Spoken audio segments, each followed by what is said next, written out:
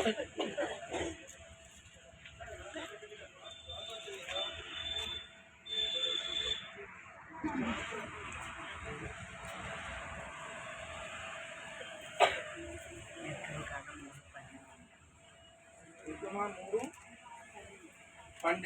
చదువుకున్న అందరం కలిగి ఆయన నిశ్చయముగా నేను నీకు తోడైయుండును, నేను నిన్ను పంపినందుకు ఇది నీకు సూచన. ఐగుప్తులో నుండి తోడుకొని వచ్చిన తర్వాత మీరు ఈ పర్వతం మీద నీకు తోడై. ఎవరితో చెప్తున్నాడు? మోషేతో.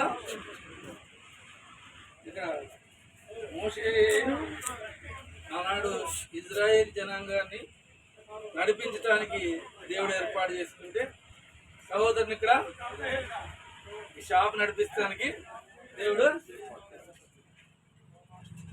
అందుకని ఆయన ఇంకా పైన చెప్తాడు,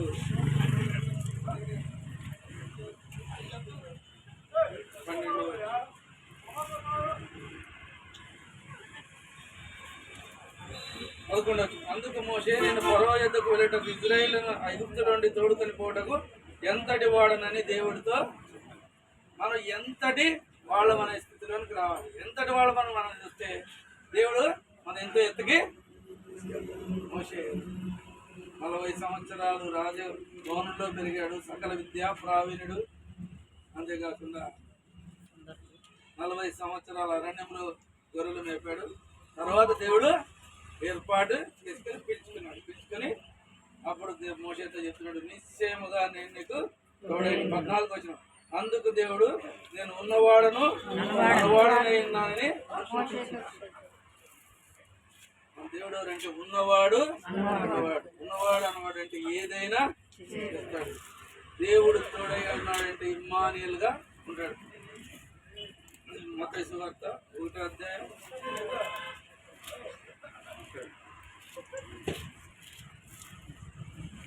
22వ వచనం. ఇదిగో కన్యక గర్భవతి కుమారుని కను, ఆయనకి ఇమ్మానుయేల్ అని పేరు.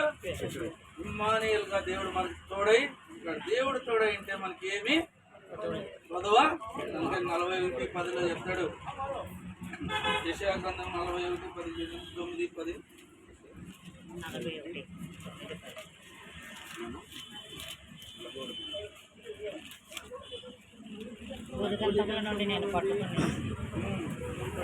పట్టుకొని నీవు నా దాసు నేను ఉపేక్షింపక నేను ఏర్పాటు నేను నీతో చెప్పిన నీకు తోడై భయపడకము, నేను నీ దేవుడు, నేను దిగులు పడకము, నేను నిన్ను బలపడుతును, నీకు సహాయం చేయవాడును.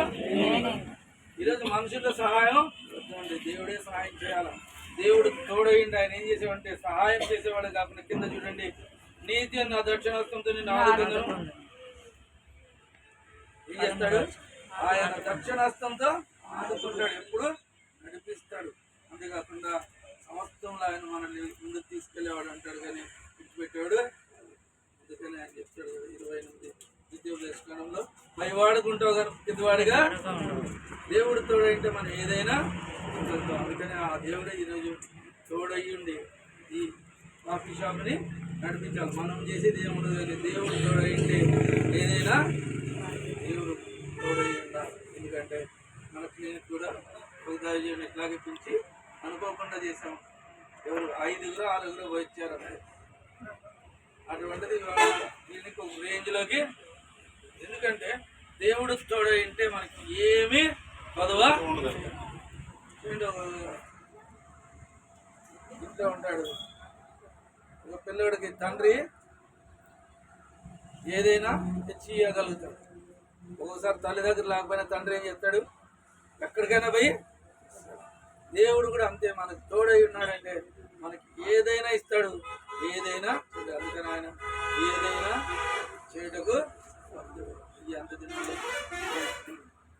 ప్రతి విషయంలో ఏం చేయాలి, కృతజ్ఞతాస్తుతులు చెల్లిస్తే దేవుడు ఏదైనా ఇస్తాడు. అందుకని ఆయన నిశ్చయముగా నేను నీకు నిశ్చయంగా, దానికి 2 ఆప్షన్ లేదనమాట. మన దేవుడు కూడా నిశ్చయంగా తోడయండి ఈ షాపును ఆశీర్వదించిన.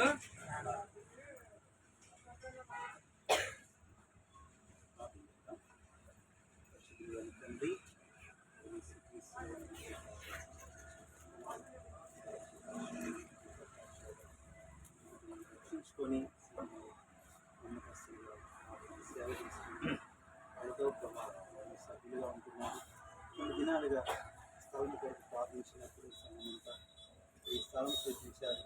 గత దినాల్లో ఈ స్థలంలో కూడా వచ్చి ప్రార్థన చేశాను. అంతేకాదు మరి షిఫ్టింగ్ విషయంలో ఇక్కడ మరి అరేంజ్మెంట్ విషయంలో కూడా దాసులు దాంట్లో స్నానం చేసిన అందరం పరిశుద్ధులుగా విశ్వాసులుగా ఉన్నారు. మరి తండ్రి ఆ దినాల్లో ప్రభువా మరి యెరూషలేము మందిర ప్రతిష్ట చేసేటప్పుడు మరి యాజకులు, లేవీయులు, సేవకులు, ప్రజలు అందరూ వచ్చినట్టుగా ఈరోజు మీ దాసుని షాపు కూడా ఇదే రీతిగా సేవకురాలు, విశ్వాసులు, పరిశుద్ధులు, యాజకులుగా అందరూ రాగలుగుతూ వచ్చాం. ఈ మంచి అవకాశం ఇచ్చారు.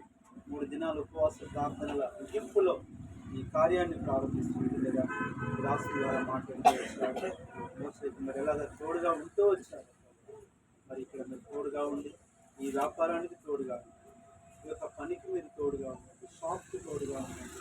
మీరు తోడుగా ఉన్నయడలా ప్రభువా అదెంతో ఆశీర్వాదం.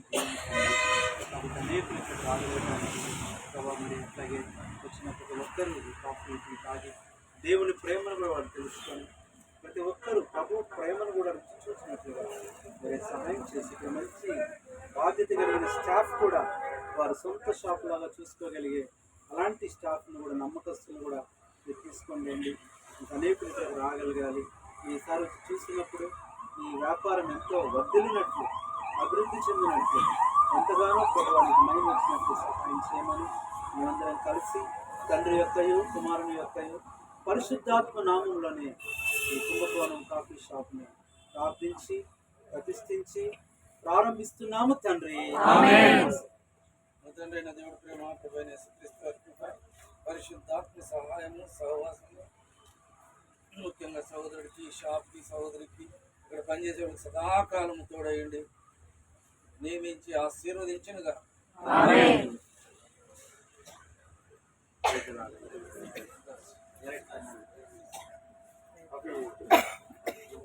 టోకెన్లు తీసుకోండి.